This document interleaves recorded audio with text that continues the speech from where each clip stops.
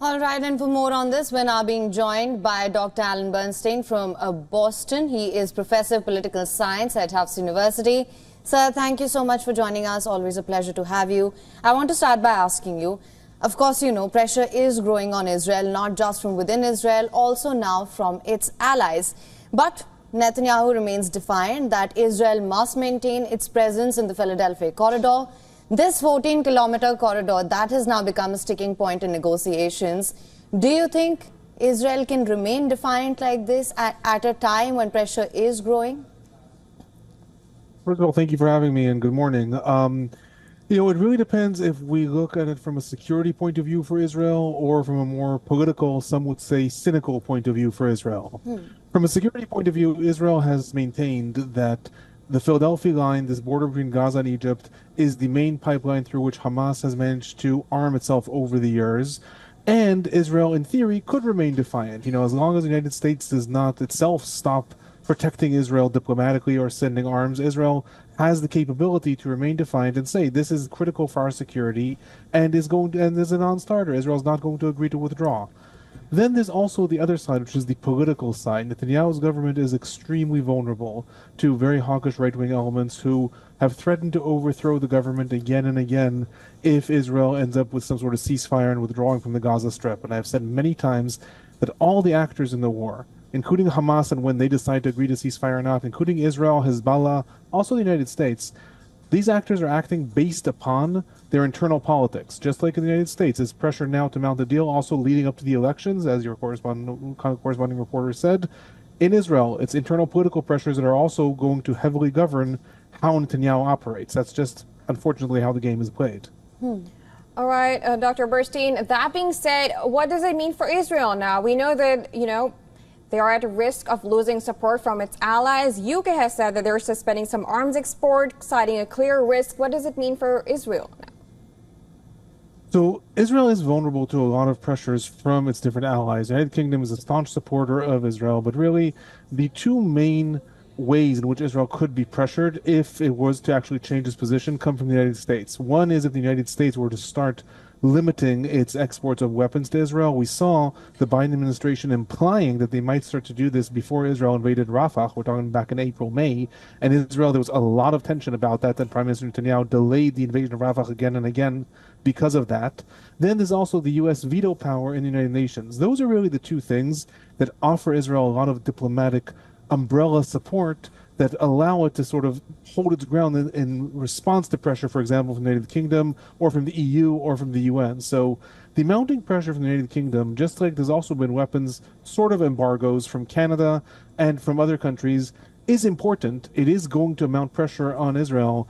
But at the end, what makes or breaks if Israel can withstand this pressure or not is can it still rely on the United States to offer it that diplomatic support and military support. Those are really the things that are going to determine if Israel can withstand the pressure or not. Right, sir. Now, just to expand on that, we've heard U.S. President Joe Biden say that Netanyahu is not doing enough to secure a ceasefire deal. My question to you is, do you think the allies are doing enough to stop Israel? Are these limited bans on weapons exports and this verbal condemnation, do you think that's enough?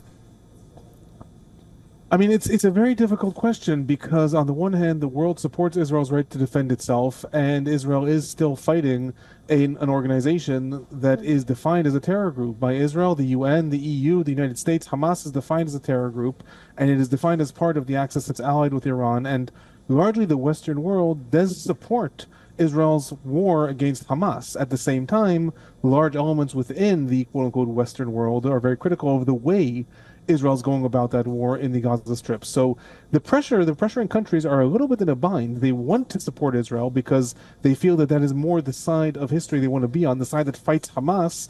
However, the mounting Palestinian casualties and civilians really limits the way they can fight or they can pressure Israel. And that is why we're seeing all kinds of roundabout pressures other than a direct weapons embargo or a direct declaring that Israel is a pariah state or things like that. What we have seen is different states that care a little bit less about how they are seen in their relationship with Israel, like South Africa, like Turkey. These are the states that approach the International Court of Justice, the ICC, the ones that say, you know what, we don't care if it looks in history like we're on that side or that side. We want to pressure Israel as much as we can. So we're seeing that from those states. From the Western allies, the EU, the UK, and the United States, we're unlikely to see like a full-on pressure of Israel at any point, at any time soon.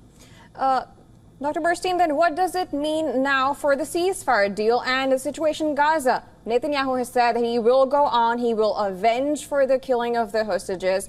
Where does the ceasefire deal stand now then? So I would not take Netanyahu's statements that he's going to avenge the death of the hostages too seriously. If Netanyahu could mount more military pressure on Hamas than he has already, he would have done that. He doesn't need an excuse to all of a sudden now he'll mount more military pressure against Hamas. Netanyahu has been trying to destroy Hamas, annihilate, capture Yahya Sinwar. So I don't see the war actually taking any different turn because of the execution of these 6 hostages.